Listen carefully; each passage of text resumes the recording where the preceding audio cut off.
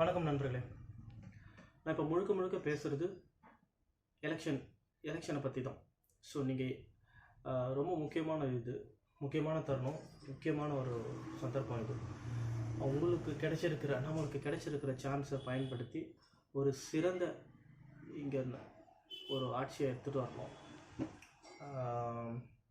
யோசித்து ஒரு ஓட்டு போடுங்க. ஓட்டு ரொம்ப முக்கியம்.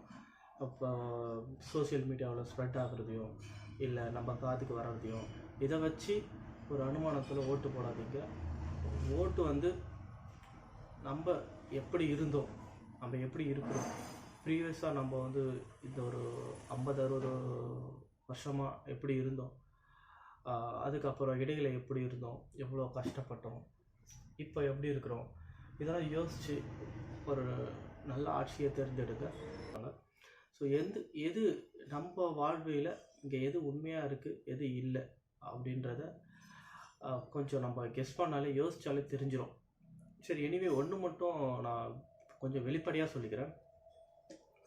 விருதுநகர் தொகுதியில் நீங்கள் மற்ற எங்கே வேணாலும் ஓட்டு போடுங்க. விருதுநகர் தொகுதியில் மட்டும் விஜயகாந்தோட பையன் விஜய பிரபாகரன் கேப்டனோட பையனுக்கு ஓட்டு போடுங்க. அந்த ஒரு தொகுதி வின் பண்ணால் கூட போதும். எனக்கு மற்றபடி அதிமுகவோ இல்லை அவங்களோட கூட்டணியோ அதுக்கு ஓட்டு போடணுன்ட்டு நான் விரும்பலை. அந்த ஒரு கேண்டிடேட் மட்டும் வின் பண்ணணும்னு நினைக்கிறேன். ஏன்னு பார்த்தீங்கன்னா, விஜயகாந்துக்காக மட்டும், சென்டிமெண்ட்காக மட்டும் இல்லை, கண்டிப்பாக ஒரு நல்ல கேண்டிடேட்டாக இருப்பார். தன்னுடைய அப்பா பேரை காப்பாற்றுறதுக்காக அவர் உழைப்பார். இல்லைன்னா அந்த ஒரு விரக்தி ஆகிடும். ஒரு இளம் வயதில் வராருன்னா கண்டிப்பாக நல்லது தான் பண்ணுவார். அவங்களுக்கு ஒரு ஃபேமிலி பேக்ரவுண்டை பொறுத்த வரைக்கும் எந்த இதுவும் இல்லை. அவங்களோட கட்சியில் நான் தீவிர கேப்டன் ஃபேன். பட் அவங்களோட கட்சி எடுக்கிற முடிவு, அவங்களோட கொள்கை, இதில் நிறைய முரண்பாடு இருக்குது. அது வேறு விஷயம். பட் இந்த ஒரே ஒரு தொகுதி அவர் மட்டும் வின் பண்ணால் கூட நல்லாயிருக்கும். அதர்வைஸ் நல்ல ஆட்சியை தேர்ந்தெடுங்க. சென்ட்ரல்லையும் சரி, இங்கேயும் சரி. ஸோ ஏன்னா இது நம்ம ஸ்கிப் பண்ணிட்டு போகிறோம். எல்லா மனசுக்குள்ளேயும் ஒரு ஓட்டு போடுறோம். அதை நம்ம வெளிப்படுத்தணுன்ட்டு அவசியம் இல்லை. நம்ம இந்த கட்சி தான் ஓட்டு போடணும்னு சொல்லிட்டு அவசியம் இல்லை. பட் ஒரு இக்கட்டான சூழ்நிலை இது வரைக்கும் இருந்தது எப்படியோ தெரியல. ஃப்ராங்காக சொல்லணும்னு பார்த்தீங்கன்னா, இது வரைக்கும் டிஎம்கே வெர்சஸ் ஏடிஎம்கே இங்கே எந்த ஒரு பிரச்சனையும் இல்லாமல் இருந்துச்சு. நம்ம வேணால் குறை சொல்லிக்கிட்டு இருக்கோம்.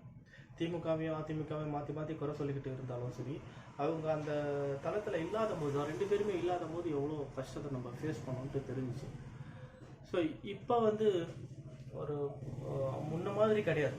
நம்ம எல்லாருமே அரசியல் பேச வேண்டிய சூழ்நிலையில் இருக்கோம் இப்போது. கம்பல்சரி. அதனால் யோசித்து தான் பண்ணணும். இந்த ஆட்சி எப்படி இருக்குது தமிழகத்தில், அதே மாதிரி நார்த் இந்தியன் சைடில் எப்படி இருக்குது, இதெல்லாம் பாருங்கள். ஸோ இது ஒரு பிரைம் மினிஸ்டரை தேர்ந்தெடுக்கிற ஒரு விஷயம். ஒரு நல்ல முடிவாக கொடுங்க. ஒரு நல்ல ஒரு பிரைம் மினிஸ்டர் நம்மளுக்கு வரணும். ஸோ யோசித்து ஒரு நல்ல டிசிஷனாக எடுங்க. அந்த விளம்பரம் இதை வச்சு எதையும் முடிவு பண்ணாதீங்க. நம்ம எப்படி இருக்கோம், நம்ம எந்த ஆட்சியில் நம்ம எப்படி இருக்கிறோம், எப்படி இருந்தோம், இண்டிவிஜுவலாக நம்மளுக்கு பணம் வருது வரல, நம்மளுக்கு இந்த கட்சியில் இருந்தால் நம்மளுக்கு நல்லது அப்படின்ட்டு ஒரு சுயநலமான ஒரு முடிவு எடுக்காதீங்க. அது தற்போது ஒரு டெம்பரரியாக வேணால் உங்களுக்கு கை கொடுக்கும். ஆனால் லாங் லைஃப்பில் பார்த்தோம்னா அது பெரிய ரிஸ்க்காக இருக்கும். பெரிய ஒரு